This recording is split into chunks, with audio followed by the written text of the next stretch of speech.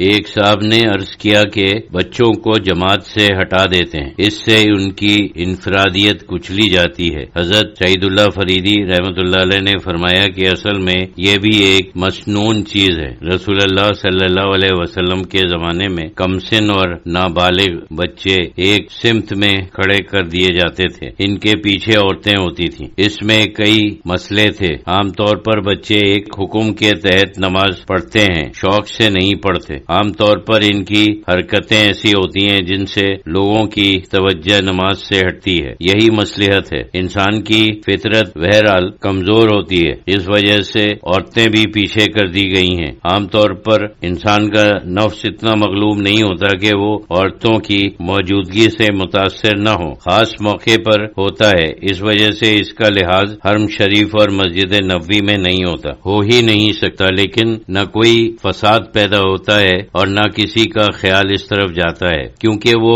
مقام اور وہاں کے فیوز اس قسم کے ہیں کہ ایک ایسی ہیبت طاری ہوتی ہے کہ کسی کا خیال جا ہی نہیں سکتا۔ عام طور پر مسجد میں اور عام زندگی میں یہ چیز ہوتی ہے کہ حضور صلی اللہ علیہ وسلم نے یہ نمونہ پیش کیا ہے۔ میں نے جو بیان کیا وہ کیفیت حاصل ہونی چاہیے۔ ہونا تو یہ چاہیے کہ جب انسان اللہ کے سامنے کھڑا ہو تو ایسا مرغوب ہو کہ کوئی نفسانی چیز اس کے دل میں آئے ہی نہیں، لیکن یہ تو سمجھو ایک نصب العین ہے، بہت بلند چیز ہے، ہر ایک سے اس کی توقع نہیں کی جا سکتی۔ ایک صاحب نے عرض کیا کہ فرض کے علاوہ حضور صلی اللہ علیہ وسلم نے جو نمازیں پڑھی ہیں ان میں انہیں سنت کہتے ہیں، نفل کون سی نماز ہے؟ حضرت شہید اللہ فریدی رحمۃ اللہ علیہ نے فرمایا کہ اصل میں یہ تو اصطلاحات ہیں نماز کی کتابوں میں جنہیں نفل کہتے ہیں، وہ اصل میں سنت غیر مؤکدہ کی ایک قسم ہے۔ ایک صاحب نے پوچھا کہ کیا حضور صلی اللہ علیہ وسلم نے وہ بھی پڑھی ہیں؟ حضرت شہید اللہ فریدی رحمۃ اللہ علیہ نے فرمایا کہ ہاں پڑھی ہیں۔ بعض روایتوں میں آتا ہے مثلا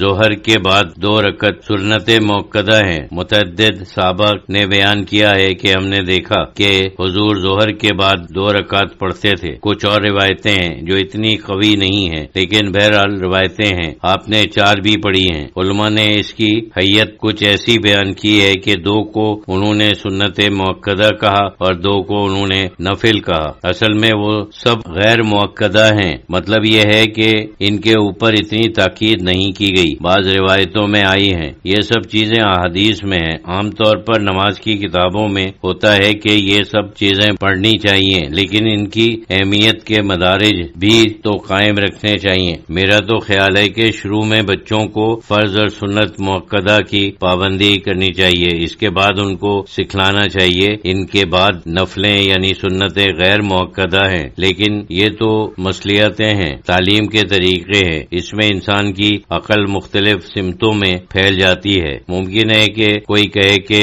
نہیں وہی ٹھیک ہے، لیکن اس کی حقیقت یہی ہے۔ سنت مؤکدہ وہ نوافل ہیں جو حضور صلی اللہ علیہ وسلم بلا شک و شبہ اور متواتر طور پر ایک پوری جماعت نے بیان کیے ہیں۔ حضور صلی اللہ علیہ وسلم اس کی بہت مداومت فرما دیتے ہیں، باقاعدگی سے اس کو ادا فرماتے تھے۔ حاضرین میں سے ایک صاحب نے عرض کیا کہ آپ نے اسلام کو باطنی اصلاح کہتے ہیں، کیا اس باطنی اصلاح میں ظاہری عالمگیر انقلاب ہو سکتا ہے؟ حضرت صاحب رحمۃ اللہ علیہ نے فرمایا کیوں نہیں ہو سکتا، ہوا تھا۔ رسول اللہ صلی اللہ علیہ وسلم، صحابہ کرام اور خلفائے راشدین کے زمانے میں تو ہوا تھا، اپنی اپنی حیثیت اور اس باطنی انقلاب کے تناسب سے وہ ہوتا بھی رہتا ہے، لیکن ایک تناسب ہے، جتنا باطنی انقلاب ہے اتنا ہی ظاہری انقلاب ہوگا، اور اگر اس میں توازن نہیں ہوگا تو کام نہیں چلے گا۔ مثلا باطنی انقلاب نہیں ہے اور آپ ظاہری انقلاب کرنا چاہتے ہیں تو ظاہری انقلاب کامیاب نہیں ہوگا۔ باطنی انقلاب ضروری نہیں کہ